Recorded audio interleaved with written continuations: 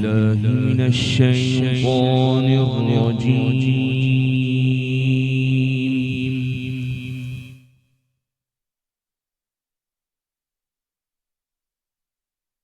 بسم الله الرحمن الرحيم.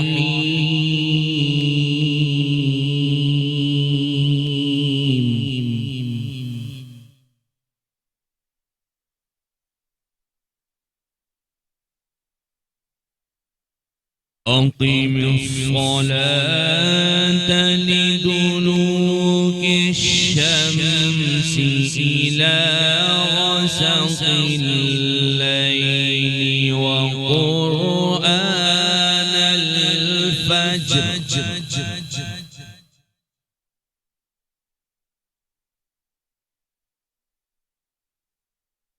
إن قرآن الفجر كان مشهودا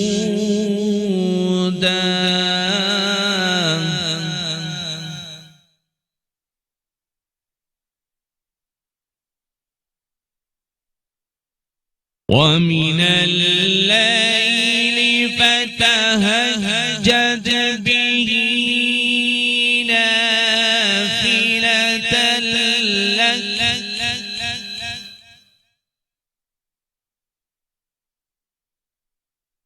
عسى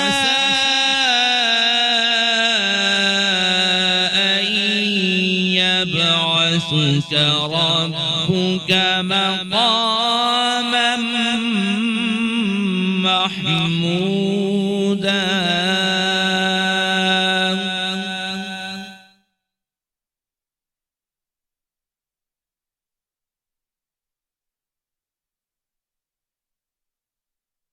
أقم الصلاة لدلوك الشمس إلى غسق الليل وقرآن الفجر إن قرآن الفجر كان مشهودا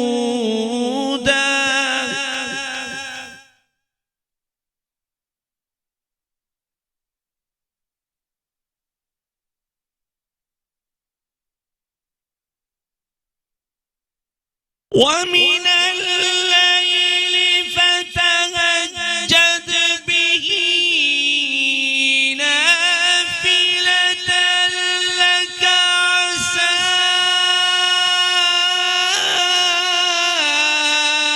أن يبعثك ربك مقاما محمودا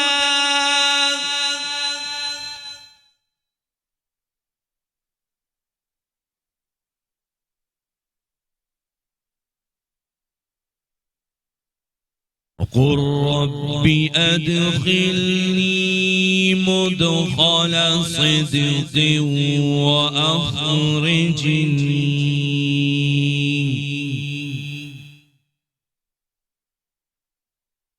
وأخرجني مخرج صدق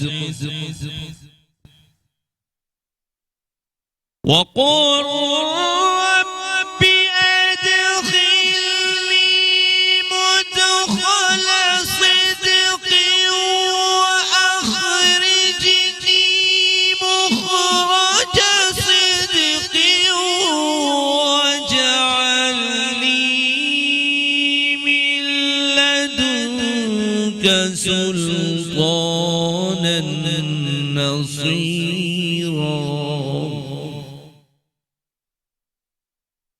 ترجمہ شروع اللہ کے نام سے جو بڑا مہربان اور نہایت رحم والا ہے. اے محمد صلی اللہ علیہ وسلم، سورج کے ڈھلنے سے رات کے اندھیرے تک ظہر، عصر، مغرب، عشاء نمازیں اور صبح کو قرآن پڑھا کرو، کیونکہ صبح کے وقت قرآن کا پڑھنا موجب حضور ملائکہ ہے اور بعض حصہ شب میں بیدار ہو کرو اور تہجد کی نماز پڑھا کرو۔ یہ شب خیزری تمہارے لیے سبب زیادت ہے، ثواب، اور نماز تہجد تم کو نفل ہے۔ قریب ہے کہ خدا تم کو مقام محمود میں داخل کرے، اور کہو کہ اے پروردگار مجھے مدینے میں اچھی طرح داخل کیجیو اور مکے سے اچھی طرح نکالیو، اور اپنے یہاں سے زیادہ زر و قوت میرا مددگار بنائیو۔ صدق اللہ العظیم۔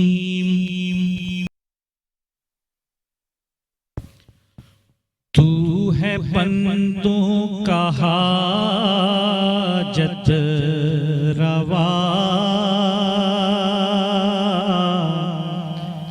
اے خدا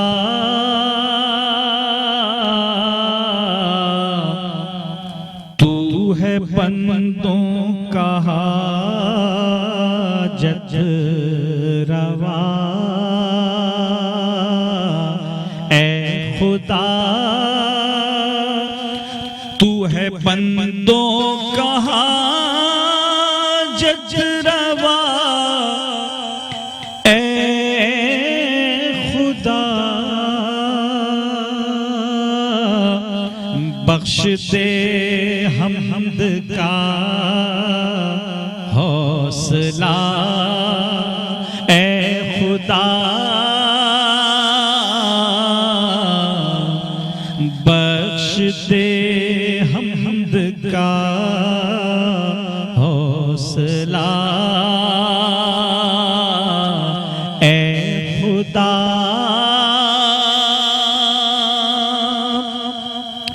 یہ زمین آسمان کہکشا گلستان، یہ زمین آسمان کہکشا گلستان، یہ سبھی کچھ ہے تیری عطا، اے خدا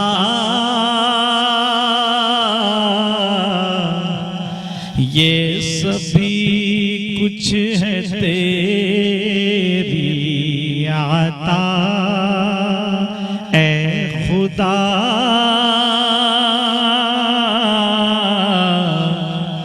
بخش دے حمد کا حوصلہ، اے خدا تجھ سے کوئی بڑا تھا نہ ہوگا کبھی، تجھ سے کوئی بڑا تھا نہ ہوگا کبھی، ہے تیرا نام سب سے بڑا، اے خدا ہے تیرا نام سب سے بڑا، تو نے بخشا ہے ایسا پیغمبر ہمیں، تو نے بخشا ہے ایسا پیغمبر ہمیں، چاہیے ہم کو اب اور کیا، اے خدا چاہیے ہم کو اب اور کیا، اے خدا تو ہے ستار بھی تو ہے غفار،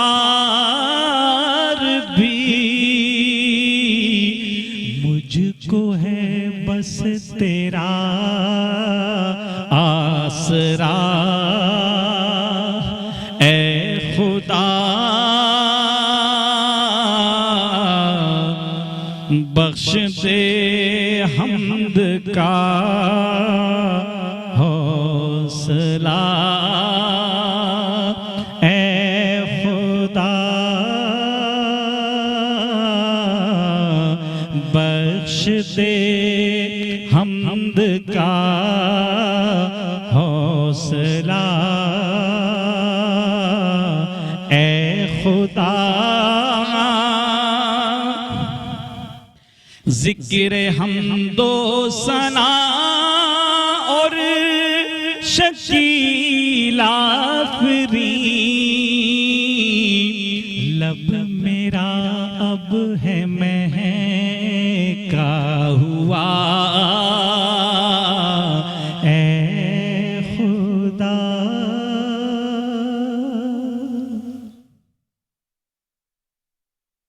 دل فتح سرکار بسانے کے لیے ہے دل فتح سرکار بسانے کے لیے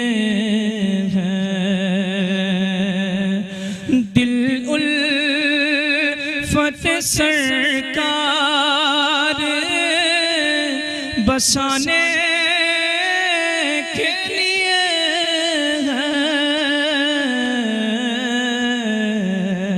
جان آپ کی حرمت پہ لوٹانے کے لیے جان کی حرمت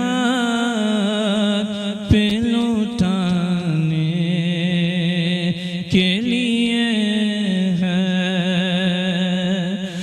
دل کے گہنے لگا کرتگی روزے کا نظارہ دل کے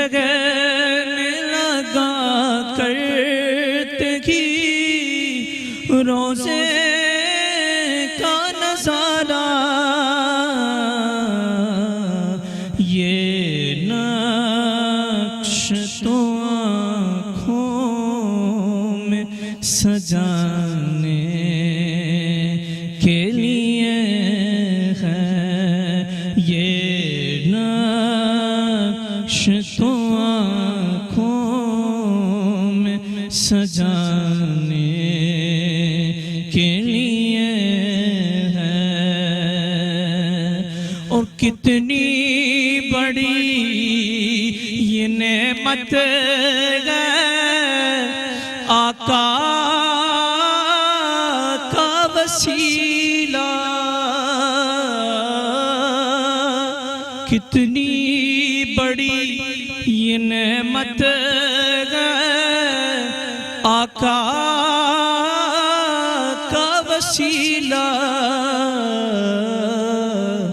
بندے کو خدا سے یہ ملانے کے لیے ہے بندے کو خدا سے یہ ملانے کے لیے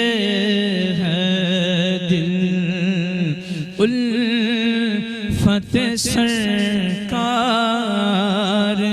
بسانے کے لیے ہے پیغام سناتی گئے آیے تطہیر پیغام سناتی گئے عزت ہی کہ عزت میرے آقا کے گھرانے کے لیے ہے عزت. ناظرین آپ دیکھ رہے ہیں میٹرو ون نیوز کی ماہ رمضان المبارک خصوصی نشریات رمضان الکریم. میں ہوں آپ کا میزبان ڈاکٹر بلند اقبال. ناظرین ہمارے ساتھ جو مہمانان گرامی موجود ہیں، میرے پہلے مہمان جو ہیں عالم دین ہیں، اسلامک اسکالر ہیں، علامہ سید غضنفر طاہر شاہ صاحب ہمارے ساتھ موجود ہیں. السلام علیکم. آپ کو خوش آمدید کہتے ہیں. بڑی خوشی ہو رہی ہے، بہت عرصے بعد آپ سے آج ملاقات ہے. جی جی جی بالکل. اور ناظرین اس کے علاوہ ہمارے ساتھ موجود ہیں مفتی ابوذر غفاری. السلام علیکم. وعلیکم السلام. مفتی صاحب آپ خیریت سے؟ فرسٹ کلاس ہیں. ناظرین اس کے علاوہ ہمارے ساتھ مشہور نعت خواں ثنا خواں شکیل مدنی صاحب موجود ہیں. السلام علیکم. شکیل بھائی آپ کو بھی خوش آمدید کہتے ہیں. جی بہت شکریہ. اور ہم تھوڑی سی بات کرنا چاہیں گے علامہ صاحب سے. علامہ صاحب، لوگ فرض یعنی روزہ رکھتے ہیں، لیکن کچھ ایسے بھی لوگ ہیں جو نماز نہیں پڑھتے اور بس روزے کو سو کے گزارنا یا کھانا نہ کھانا. کیا حکم ہے سر ایسے لوگوں کے حوالے سے؟ بسم اللہ الرحمن الرحیم. صاحب آپ نے خوبصورت بات کہی ہے. ہمارے لوگوں کی توجہ اس طرف نہیں ہوتی. رمضان یقیناً اللہ رب العالمین کی عبادت کا مہینہ ہے، اور رمضان میں عبادتوں کی زیادتی مقصود ہوتی ہے. مقصد یہ نہیں ہوتا کہ ہم رمضان شریف میں صرف روزہ رکھیں اور باقی ساری عبادتوں کو چھوڑ دیں. آپ دیکھیں وہ عبادتیں جو پورا سال ہیں، ان عبادتوں کی افادیت اور اہمیت تو اپنی جگہ پر ہے. قرآن کریم میں جہاں روزے کا حکم ہے وہاں فرمایا گیا ایام معدودات، مہینے کے یہ کچھ دن ہیں جس میں تمہیں روزے رکھنے کا حکم دیا گیا. لیکن نماز تو سال کے 365 دن ہم پر لازم ہے.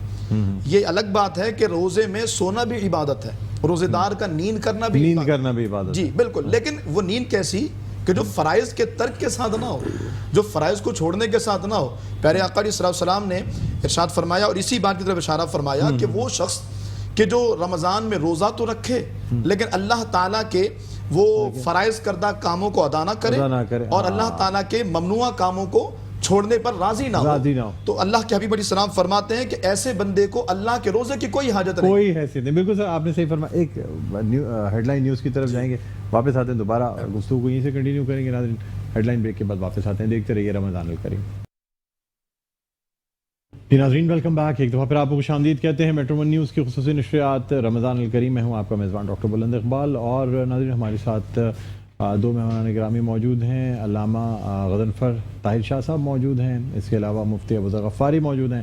شکیل مدنی صاحب ہمارے ساتھ موجود ہیں.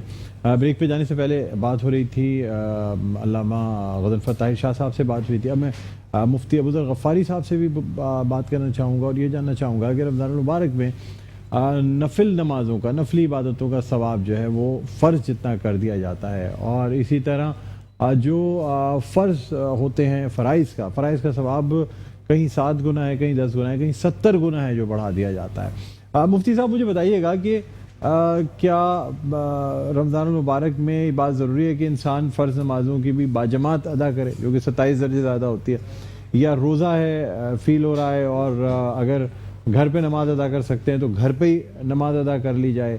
اس کا مجھے جواب دیجیے گا.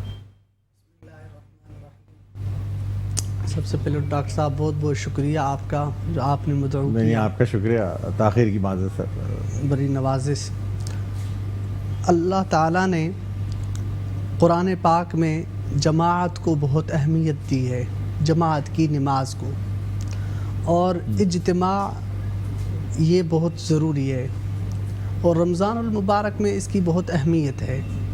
فرض نماز الگ بھی ہو جاتی ہے، مجبوری ہے وہ الگ بات ہے، لیکن جو جماعت کی اہمیت ہے اس سے انکار نہیں. ایک حدیث پاک میں آتا ہے، آپ صلی اللہ علیہ وسلم نے فرمایا کہ جو لوگ بغیر کسی شرعی عذر کے جماعت کی نماز کو مسجد میں نہیں آتے تو میں صحابہ اکرام سے کہوں کہ تم لکڑیاں جمع کرو، اور لکڑیاں جمع کرو. میں ان لوگوں جو لوگ بغیر شرعی عذر کے اپنے گھروں میں نماز پڑھتے ہیں میں ان لکڑیوں سے ان کے گھروں کو جلا دوں. اللہ اکبر. اتنی بڑی وعید آئی ہے بغیر کسی شرعی عذر کے. ہاں شرعی کوئی عذر آ جاتا ہے پھر تو اور بات ہے، ورنہ نماز کے لیے مسجد میں جماعت کے ساتھ ضروری اس کی بہت بڑی فضیلت ہے، بہت فضیلت ہے۔ حضور پاک صلی اللہ علیہ وسلم اپنے آخری ایام میں 2 صحابہ اکرام کے کندھوں پر بھی جماعت کی نماز کے لیے تشریف لایا کرتے تھے۔ اسی طرح حضرت سیدنا صدیق اکبر، عمر فاروق، حضرت سیدنا حیدر کرار کو دیکھیں، جتنے بھی صحابہ اکرام، اہل بیت اعظام، جتنے بھی ہمارے بڑے اکابر گزرے ہیں، ان سب کا یہی معمول رہا، جماعت کی نماز کو بہت اہمیت دیتے تھے۔ جو نفلی عبادات ہیں وہ ان کا ثواب فرض کی طرح ہو جاتا ہے، اور جو فرض رمضان المبارک میں ادا کرے وہ 70 فرائض کے جتنا ان کو ثواب ملتا ہے۔ اس پروگرام کے توسط سے ایک مختصر بات کرنا چاہتا ہوں کہ جو بھی میرے بھائی یا جو بھی بہنیں جو سن رہے ہیں، دیکھ رہے ہیں، ان سے گزارش ہے کہ جو بھی آپ کی نمازیں قضا ہو گئی ہیں وہ رمضان المبارک میں آپ ادا کر دیں، قضا نمازوں کو پڑھیں۔ اس کی بہت فضیلت ہے، اس موقع سے ہمیں فائدہ اٹھانا چاہیے کہ نفل کا ثواب فرض کی طرح ہو جاتا ہے، فرض جتنا، تو قضا نمازیں جو ہماری رہ گئی ہیں ان کو ہم جلدی زیادہ سے زیادہ رمضان المبارک میں پڑھیں۔ بالکل، یعنی فرض نمازوں کو بھی باجماعت ادا کرنا چاہیے رمضان المبارک میں۔ اچھا، علامہ غضنفر طاہر شاہ صاحب، آپ سے جاننا چاہوں گا کہ یہ جو جس طرح آپ نے پہلے بھی کہا کہ ایسے روزہ دار کے ایسے روزے کی اللہ کو ضرورت نہیں ہے جو کہ جب وہ حرام کاموں سے نہ رک سکے، لیکن سر حرام کام نہیں کرتا، لیکن اگر روزے کے دوران فرض کی ادائیگی کسی وجہ سے نہ ہو پائے، چاہے نیند کی وجہ سے، کمزوری کی وجہ سے، روزے کی وجہ سے، اگر کوئی شخص اتنی، سر بہت سے دیکھیں ول پاور اور طاقت ہر شخص کے حساب سے ہوتی ہے، بہت سے لوگ بغیر سحری کے روزہ رکھ کے بھی پورے دن کام کرتے ہیں، اور کچھ لوگ سحری کر کے روزہ رکھ کے سو کے اٹھنے کے بعد بھی ان میں اتنی طاقت نہیں فیل کرتے کہ اگر ایسا ہو کہ وہ نماز قضا ہو رہی ہو، مغرب یا عشاء کے وقت پڑھ لی جائے، ایسی صورت میں کیا حکم ہے سر؟ دیکھیں، اللہ رب العالمین نے فرائض پر تو ہم سب کو لازمی طور پر پابند کیا ہے کہ فرائض کی پابندی کرنی ہی ہے، لیکن یہ بھی ساتھ ساتھ شریعت مطہرہ کا حکم موجود ہے، لا یکلف اللہ نفسا الا وسعها، اللہ کسی بندے پر اس کی طاقت سے زیادہ بوجھ نہیں ڈالتا۔ ایک بندہ استطاعت ہی نہیں رکھتا، ایک بندہ بساط ہی نہیں رکھتا۔ اب آپ دیکھیں پچھلے سالوں میں جو کراچی میں ہیٹ اسٹروک آیا تھا تو لوگ گھروں سے باہر نکلنے سے قاصر تھے، شدید بارشیں ہو گئیں، جمعے کے دن شدید بارش ہو گئی، لوگ جمعہ پڑھنے جانے سے قاصر ہیں، تو وہ حدیثیں علماء نے لوگوں کو بتائیں، اس میں پیارے آقا صلی اللہ علیہ وسلم نے باضابطہ اذان میں اس لفظ کا اعلان فرمایا، الصلاۃ فی رحالکم، نماز اپنے گھروں میں ادا کرو۔ تو جہاں پر اس طرح کی کوئی صورت ہے جہاں بندہ مجبور ہے وہ معذور ہے۔ آپ دیکھیں اضطراری کیفیت میں تو بندے کو شراب پینا جائز ہو جاتا ہے، سور کھانا، اضطراری کیفیت وہ واقعی کیفیت ہو کہ بندہ مر رہا ہو، کچھ کھانے کو نہ ہو، اتنا کھا لیا جائے کہ جان بچ جائے۔ تو اگر ایسی کنڈیشن ہے کہ بندے کو پتہ ہے کہ اب وہ باہر نکل ہی نہیں سکتا، جا ہی نہیں سکتا، ممکن اپنے اوپر نہیں بھروسہ کیا جائے گا، بلکہ حقیقی معنوں میں ایسا ہے کہ بندہ سمجھے کہ واقعتاً اللہ کی بارگاہ میں 2 نمبر ہی نہیں چلے گی۔ لوگوں کو تو ہم بتا سکتے ہیں یار میری طبیعت ٹھیک نہیں تھی، رب تو جانتا ہے نا اس کی استطاعت کیا ہے، واقعتاً اگر ایسی ہے تو بندہ گھر پہ نماز پڑھتا تو ہو جائے گی۔ لیکن ایک جملہ میں ایڈ کروں گا جو علامہ صاحب نے بات کی اسی کے تحت میں، اللہ رب العالمین کے حبیب علیہ السلام کے زمانے میں جماعت سے نماز پڑھنے کی اہمیت اتنی تھی کہ حضرات صحابہ کرام سے پوچھا گیا کہ تم مومن اور منافق میں فرق کیسے کرتے تھے حضور کے زمانے میں؟ فرمایا جو مسجد میں آ کے نماز پڑھتا تھا ہم سمجھتے تھے مومن ہے، اور جو مسجد آنا چھوڑ دیتا تھا ہم سمجھ جاتے تھے منافق ہو گیا ہے۔ یعنی اتنی سخت تاکید ہے، پھر روزہ رکھ کر بندہ سستی کرے اور جان بوجھ کر کرے تو یقیناً پکڑ ہوگی اس کی۔ بالکل۔ اچھا مفتی ابوذر صاحب، اب آج کل کے زمانے میں لوگوں کا ٹوتھ پیسٹ کرنا ضروری ہوتا ہے، ایک عادت ہے سر، ایک نام ہے، آپ سحری میں اگر ٹوتھ پیسٹ کر کے اور برش کر کے سو بھی جائیں، پھر بھی جب آپ اٹھیں گے تو اس کے بعد آفس جانے کے لیے ان چیزوں کے لیے یہ چیز ضروری ہو جاتی ہے کہ بندہ ٹوتھ پیسٹ کرے یا باڈی اسپرے لگائے، رول آن لگائے یا پرفیوم لگائے۔ کیا کرے سر ایسی صورت میں؟ ہر چیز میں تو کہا جاتا ہے کہ روزہ مکروہ ہو جاتا ہے، یہاں تک کہ بال ڈائی بھی نہیں کر سکتے، کیا کہیں؟ حضرت رمضان رمز سے ماخوذ ہے، جی، رمز کی معنی ہے رک جانا، اس کی معنی ہے رکنا۔ اب آپ دیکھیے رمضان المبارک میں جو حلال کام ہیں، جو حلال چیزیں ہیں، ان سے بھی اللہ نے منع فرمایا ہے، جیسے مثلا کھانا حلال ہے کہ نہیں؟ پینا حلال ہے، پینا حلال ہے، پانی حلال ہے، بالکل۔ پانی حلال ہے، میاں جو بیوی کے تعلقات دودھ حلال ہیں، حلال ہے، لیکن اللہ نے روزے کی حالت میں ان چیزوں سے بھی منع فرمایا ہے، تو حرام تو ٹھہرے ہی حرام، ان سے تو بدرجہ اولا ہمیں منع ہونی چاہیے، اور ہے بھی۔ ایک تو یہ بات، تو ٹوتھ پیسٹ نہیں کرنا اور چاہیے عام دنوں میں بھی؟ بالکل عام دنوں میں کرنا چاہیے، بالکل کرنا چاہیے، ٹوتھ پیسٹ اچھی بات ہے، کر لیں، صحت کے لیے اچھی بات ہے، جو روزے کی حالت میں نہیں کر روزے سکتے، کی حالت میں نہیں۔ کیوں نہیں؟ حدیث پاک میں آتا ہے لخلوف فم الصائم اطیب عند اللہ من ریح المسک، کہ رمضان المبارک میں روزے کی حالت میں جو روزے دار کے منہ کی جو بو ہے اللہ تعالیٰ وہ اللہ کو مشک سے بھی زیادہ پسند ہے۔ لخلوف فم الصائم اطیب عند اللہ من ریح المسک، روزے دار کی منہ کی بو جو آتی ہے، ارے میاں یہی تو اللہ کو پسند ہے، تم اس کو کیوں ختم کرنا چاہتے ہو؟ بے شک۔ اچھا سر، پرفیوم یا باڈی اسپرے لگا لینا، لگا سکتے ہیں نہیں لگا؟ خوشبو کے لیے لگا سکتے ہیں، ایک مجبوری ہے، باقی بہت زیادہ ناک میں اگر نہ جائے ایسا تھوڑی بہت۔ علامہ صاحب کیا کہتے ہیں سر؟ ٹوتھ پیسٹ کے حوالے سے میرا موقف یہ ہے کہ ٹوتھ پیسٹ کر سکتے ہیں، کر سکتے ہیں، بالکل کیا جا سکتا ہے، احتیاط یہ ہو کہ وہ ظاہر حلق کے اندر، حلق کے نیچے سر نہ کیا جائے۔ بات کرتی ہے مفتی صاحب، آپ دیکھیں نا، اصل میں ہمیں، میں سمجھتا ہوں ذاتی طور پہ کہ ہمیں تھوڑے سے چیزوں کو وقت کے ساتھ ساتھ اپڈیٹ کرنے کی ضرورت ہے۔ دیکھیں رسول اللہ صلی اللہ علیہ وسلم کے زمانے میں ٹوتھ پیسٹ موجود نہیں تھا، بالکل، اور رسول اللہ صلی اللہ علیہ وسلم اپنے آپ کو جس طرح وقت کے حساب سے چلتے تھے، یعنی اس زمانے میں بالوں میں تیل لگانا، عطر لگانا، آنکھوں میں سرما لگانا، یہ تمام آج کل کے انتہائی اپ ٹو ڈیٹ چیزیں ہیں آج کل کے لحاظ سے۔ اور رسول اللہ صلی اللہ علیہ وسلم ماشاءاللہ 63 برس کی عمر میں بھی اس قدر فٹ اور اتنے صحت مند انسان تھے کہ حجۃ الوداع کے موقع پر تقریباً 63 اونٹ نہر کرنا، خود سے، ٹھیک ہے، خود سے نہر کرنا۔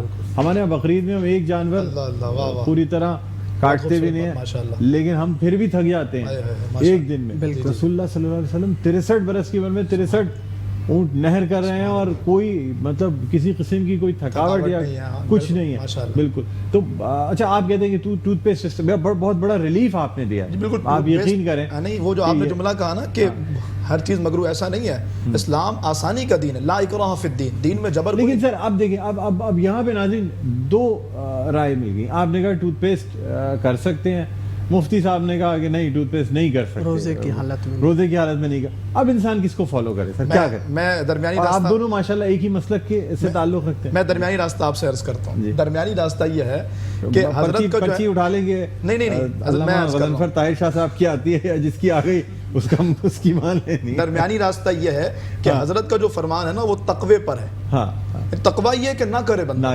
روزے کی نورانیت، حقانیت باقی رہے، منہ کی وہ بو برقرار رہے جو اللہ کو پسند۔ لیکن فتویٰ یہ ہے کہ یار ایک بندہ بشاشت محسوس نہیں کر رہا، اسے کراہیت ہو رہی صبح اٹھنے کے بعد، اب وہ قرآن کی تلاوت کرتے ہوئے بھی کراہیت محسوس کر رہا ہے، اور پھر منہ اگر اسمیل آ رہی ہے منہ سے، آپ مجھے بتائیں ایسی حالت میں تو مسجد جانا حرام ہے، مسجد جانا حرام ہے اگر منہ سے اسمیل آ رہی ہے۔ پھر آپ آفس جاتے ہیں کہ آپ غیر مسلم یا اور لوگ بھی کام کرتے ہیں، وہ دیکھ کے آپ کو پھر نہیں، بندے کو اس طرح اپنے حلیے کو رکھنا چاہیے کہ مسلمان کو دیکھ کے پتہ لگے کہ واقعی یہ ہمارا اسلام ہے جو صفائی کا حکم دیتا ہے۔ فتویٰ یہی ہے کہ ٹوتھ پیسٹ کیا جا سکتا ہے۔ رولر کی بات کی یا کس کی بات؟ آپ نے رول آن، اور آپ کا رول آن کی بات کی، پرفیوم کی بات کی، آپ نے ڈائی کرنے کی بات کی، سب کر سکتے ہیں، سب کر سکتے ہیں، بالکل کر سکتے ہیں، کوئی شرم نہیں۔ اچھا، شیو کر سکتے ہیں؟ یہ تو رمضان کے علاوہ بھی جائز نہیں ہے سر، اگر شرعی خط ہو تو پھر بنا سکتے ہیں؟ شرعی خط بنا سکتے ہیں۔ اچھا، روزے پر اس سے فرق کوئی نہیں پڑے گا، گناہ کا کام سر نہیں، گناہ کا کام دیکھیں نا، ایک تو یہ کہ کلین شیو کرنا، ایک یہ کہ شریعت میں رہتے ہوئے خط بنانا یا ٹرم کر لینا، یہ کر سکتے ہیں؟ بالکل کر سکتے ہیں، ناخن کاٹنا، تیل لگانا، سرما لگانا یا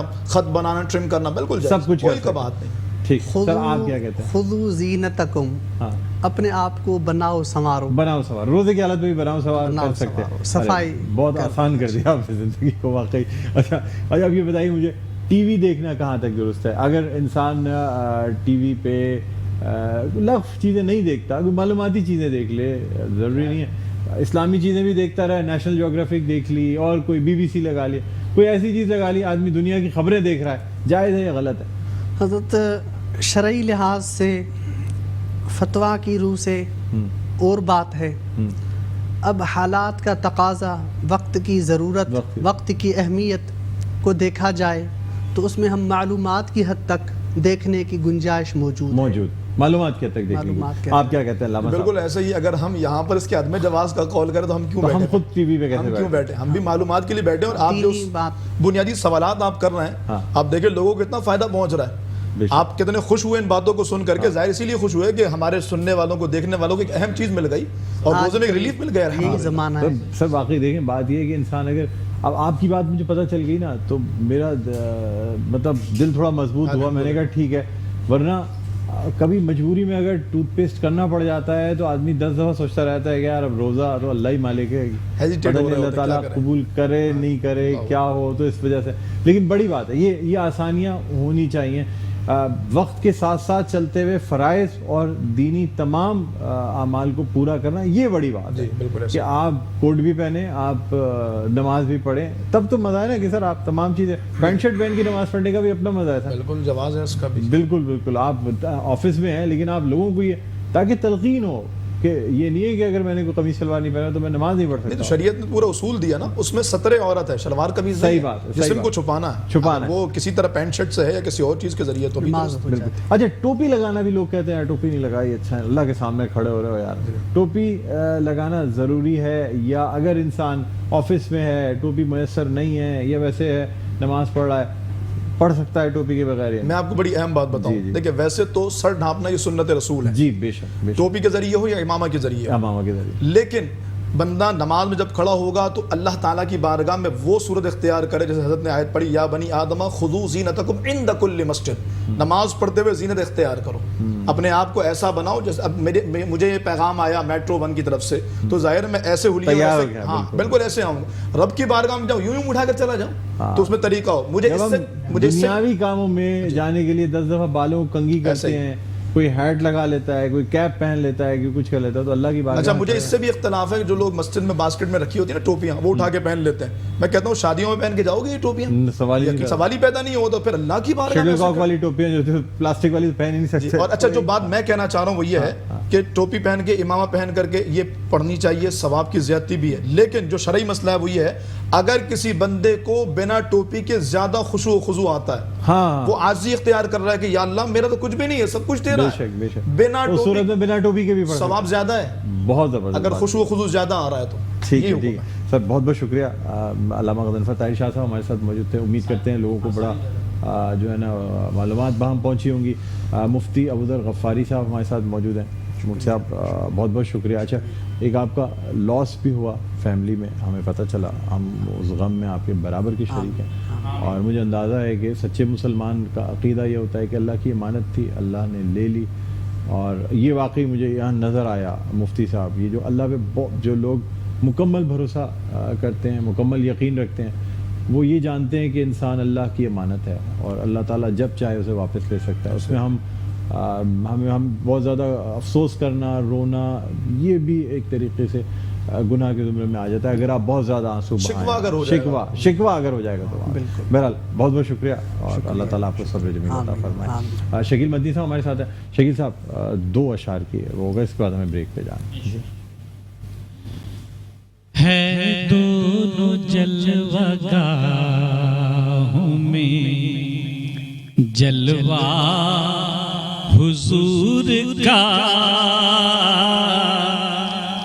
ہے, دونوں جلوہ گاہوں میں جلوہ حضور کا.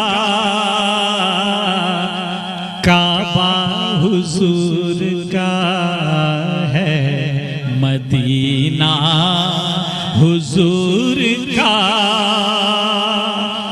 اللہ خود ہے واصف اوصاف مصطفیٰ.